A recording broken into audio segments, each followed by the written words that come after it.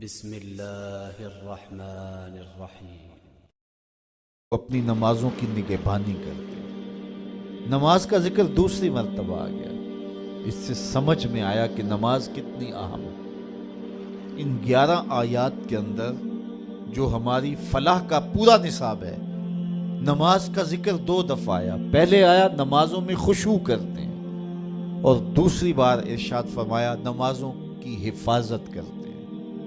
اگر کسی کو خشوع نصیب نہیں بھی ہو سکتا، وہ کیفیت کہ وہ رب کو دیکھے، یا وہ کیفیت اس کیفیت میں ڈوب جائے کہ وہ مجھے دیکھ رہا ہے، لیکن اس کے باوجود بھی نماز ترک نہ کرے، پھر بھی نماز کی محافظت کرے۔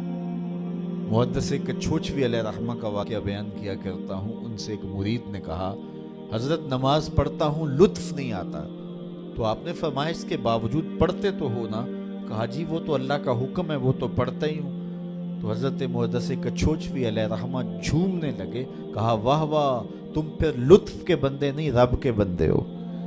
لطف نہیں بھی آتا تو پھر بھی پڑھتے ہو، اس کا مطلب تم لطف کے لیے نہیں پڑھتے، تم تو رب کے لیے پڑھ رہے ہو۔ تو میاں نہ بھی خشوع پیدا ہو، پھر بھی نمازوں کی محافظت کی جائے۔ جب اللہ کا نمائندہ پکارے حی علی الصلاۃ حی علی الفلاح، سستی ہو، کسل ہو، بیماری ہو، جی نہیں بھی چاہ رہا، پھر بھی اٹھ کے چلے جاؤ۔ کیوں جا رہے ہو؟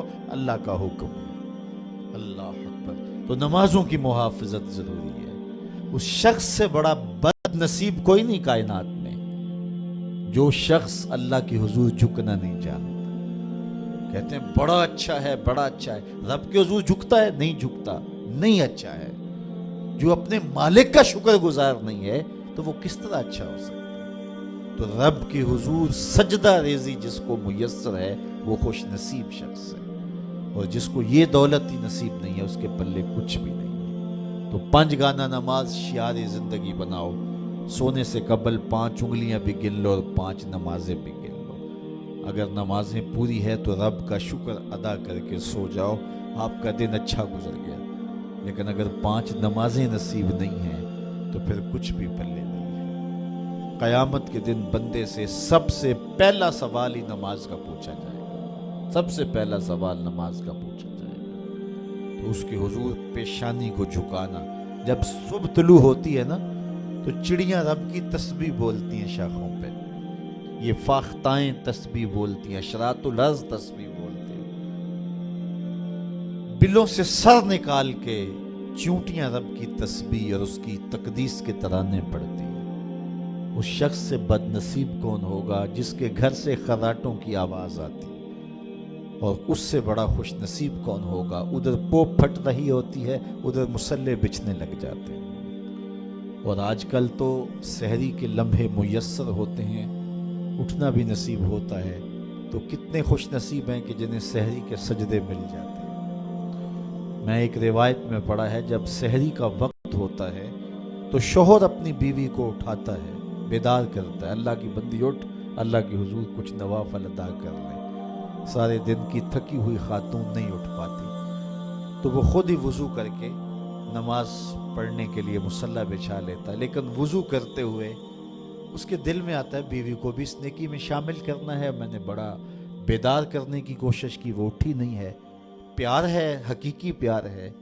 اللہ اکبر۔ ایک شوہر نے اپنی بیوی سے کہا کہ تم مجھ سے پیار کرتی ہو؟ اس نے کہا میں ٹوٹ کے چاہتی ہوں تمہیں۔ اس نے کہا تو میں بھی آپ سے بڑا پیار کرتا ہوں۔ تو اس نے کہا کہ میرا جی چاہتا ہے کہ ہم کبھی بھی جدا نہ ہوں۔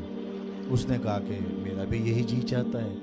اس نے کہا پھر نماز پڑھا کر، اگر نماز نہیں پڑھے گی تو جہنم میں ہوگی، میں جنت میں ہوں گا۔ اس لیے اگر ہم اکٹھے رہنا چاہتے ہیں تو پھر ہمیں نماز پڑھنی ہوگی۔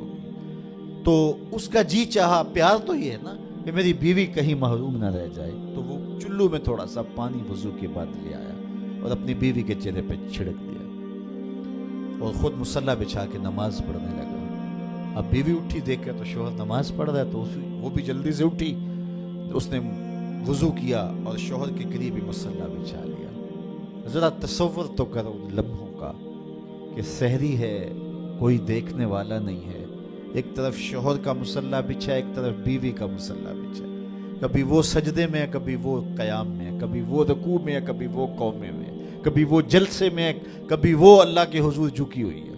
تو جب دونوں نماز پڑھ رہے ہوتے ہیں، حدیث میں آتا ہے دونوں کو دیکھ کے رب مسکرا رہا ہوتا ہے. اپنی شان کے مطابق اللہ مسکرا رہا ہوتا ہے کہ میرا بندہ اور میری دہلیز کی باندھی کس طرح میرے حضور سجدہ ریز.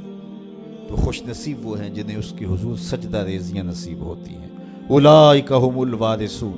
اللہ فرماتا ہے یہی لوگ جنت کے وارث ہیں جن میں یہ خوبیاں ہیں، جو نمازوں میں خشوع کرتے ہیں، لغویات سے بچتے ہیں، زکوٰۃ ادا کرتے ہیں، شرمگاہوں کی حفاظت کرتے ہیں، امانتیں ادا کرتے ہیں، عہد پورے کرتے ہیں، نمازوں کی محافظت کرتے ہیں. یہ وارث ہیں. کس چیز کے وارث؟ الذین یرثون الفردوس. یہ جنت الفردوس کے وارث ہیں. ہم فیہا خالدون. وہاں جا کر کے نکالے نہیں جائیں گے، ہمیشہ رہیں گے. کیونکہ جو جنت میں ایک بار چلا گیا پھر چلا گیا. کہتے ہیں جنت میں جا کے جنتیوں کو ایک ہی خدشہ ہوگا، کہیں موت نہ آ جائے. اتنی نعمتیں پانے کے بعد پھر آرزو ہوگی کہ جیئیں، کھٹکا ہوگا کہیں موت نہ آ جائے. اور جہنمیوں کو جہنم میں جا کے ایک ہی امید ہوگی، کہیں موت آ جائے تو جان چھوٹ جائے. پھر اللہ مینڈے کی شکل میں حشر کے میدان میں موت کو لائے گا. جنتی جنت سے، جہنمی جہنم سے دیکھ رہے ہوں گے. پھر موت کو ذبح کر دیا جائے گا. روایت میں آتا ہے اگر خوشی سے مرا جاتا تو جنتی خوشی سے مر جاتے، لیکن چونکہ موت کو موت آ گئی ہے اس لیے موت نہیں ہے. اور اگر دکھ سے مرا جاتا تو جہنمی صدمے سے مر جاتے، لیکن موت کو موت آ چکی ہے. تو جنت میں جائیں گے پھر رہیں گے بھی ہمیشہ.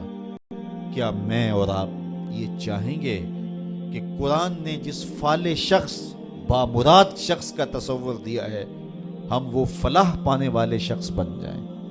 یقیناً یہ میری بھی آرزو ہوگی اور یہ آپ سب کی آرزو ہوگی.